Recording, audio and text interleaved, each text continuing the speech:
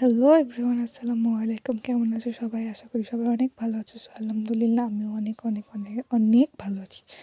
এটা ছিল আমাদের ফ্রাইডে স্পেশাল ব্লগ। বেটাকে নিয়ে চলে গিয়েছিলাম একটু ঘোরাফেরা আর খাই-দাই করার জন্য।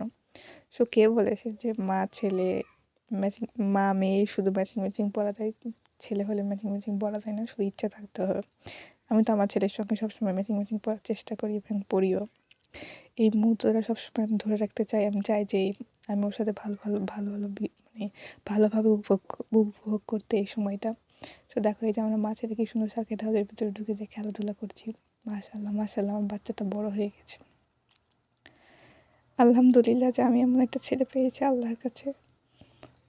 এই যে এখানে আমরা একটু মায়ের দোয়া ফুচকা হাউসে চলে গিয়েছিলাম ফুচকা খাওয়ার জন্য। অলওয়েজ এখানকার ফুচকা বেস্ট। এখানে আমি খাবার দাবার খাই সবসময়। এটা আমার ডেইলি রুটিন। প্রতিদিন যে ফুচকা চটপটি মাছটা আমার এখানে খাইতেই হবে।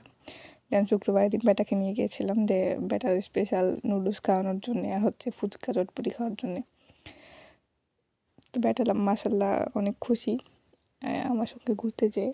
বাইরে বেরোলে সবসময় এরকম হ্যাপি থাকে। আর মাশাআল্লাহ ও হচ্ছে আমাকে কখনো কোথাও গেলে বিরক্ত করে না, নিজে নিজে একা একা খেতে পারে। এটা দেখে সবাই মাশাআল্লাহ বলবা। বাচ্চাটা এত তাড়াতাড়ি বড় হয়ে গেল।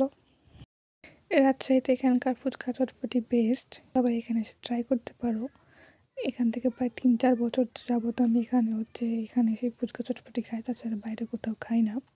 সো সবাই একবার করে হলে এখানে খাওয়ার ট্রাই করবা। সো আল্লাহ হাফিজ, বাই বাই, দেখা হবে নেক্সট কোনো